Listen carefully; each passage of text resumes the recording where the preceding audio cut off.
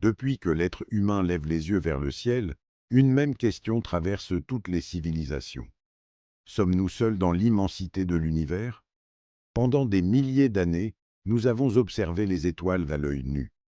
Puis, sont venus les premiers télescopes. Ensuite, les plus grands observatoires de la planète. Et enfin, le télescope spatial Hubble, qui a complètement transformé notre compréhension du cosmos. Mais, en 2021, un nouvel observatoire a quitté la Terre avec une mission encore plus ambitieuse. Voir ce qu'aucun être humain n'avait jamais observé. Regarder plus loin que toutes les générations précédentes. Explorer les premières galaxies apparues après le Big Bang. Chercher les ingrédients de la vie sur des planètes situées à des centaines d'années-lumière. Et répondre à certaines des plus grandes questions de l'humanité. Son nom?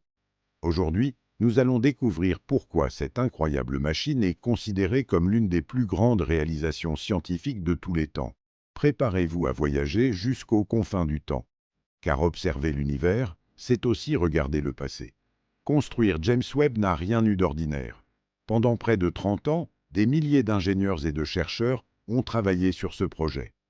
Chaque pièce devait fonctionner parfaitement, car une fois lancée dans l'espace, aucune réparation n'était prévue.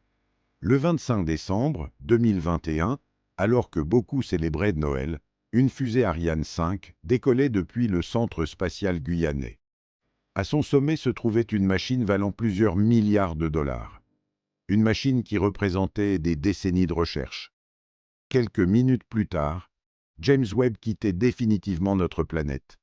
Mais le plus difficile ne faisait que commencer. Contrairement à Hubble, James Webb n'a pas été placé en orbite autour de la Terre.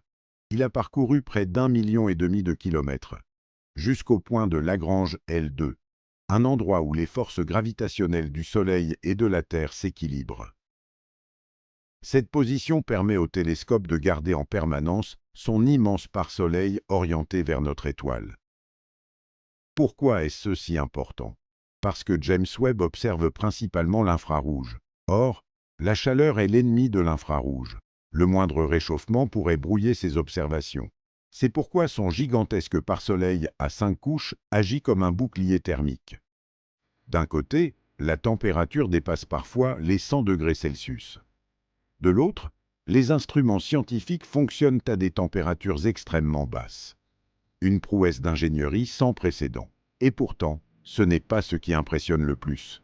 Le véritable chef-d'œuvre, c'est son miroir principal.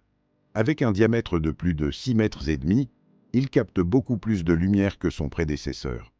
Cela lui permet d'observer des objets incroyablement faibles. Des galaxies si éloignées que leur lumière voyage depuis plus de 13 milliards d'années. Autrement dit, James Webb regarde presque jusqu'à la naissance de l'univers. Cela peut sembler impossible. Pourtant, chaque fois que nous regardons le ciel, nous regardons déjà dans le passé. Pourquoi? Parce que la lumière met du temps à voyager. La lumière du Soleil met environ 8 minutes pour atteindre la Terre. Quand vous regardez le Soleil, vous le voyez tel qu'il était il y a 8 minutes. L'étoile la plus proche après le Soleil, Proxima du Centaure, se trouve à plus de 4 années-lumière. Cela signifie que sa lumière met plus de 4 ans à nous parvenir. Mais James Webb observe des objets bien plus lointains. Des milliards d'années-lumière. Certaines des galaxies qu'il photographie existaient alors que l'univers était encore très jeune. À cette époque, les premières étoiles illuminaient tout juste le cosmos. Les premières galaxies se formaient. Les éléments chimiques indispensables à la création des planètes commençaient à apparaître. Grâce à James Webb, les scientifiques peuvent comparer ces galaxies anciennes à celles d'aujourd'hui. Ils reconstruisent peu à peu l'histoire de l'univers. Comme un archéologue qui reconstitue une civilisation disparue, mais à l'échelle cosmique. Et ce n'est pas tout. Le télescope observe également la naissance de nouvelles étoiles, d'immenses nuages de gaz et de poussière, des régions où se forment encore aujourd'hui de futurs systèmes planétaires.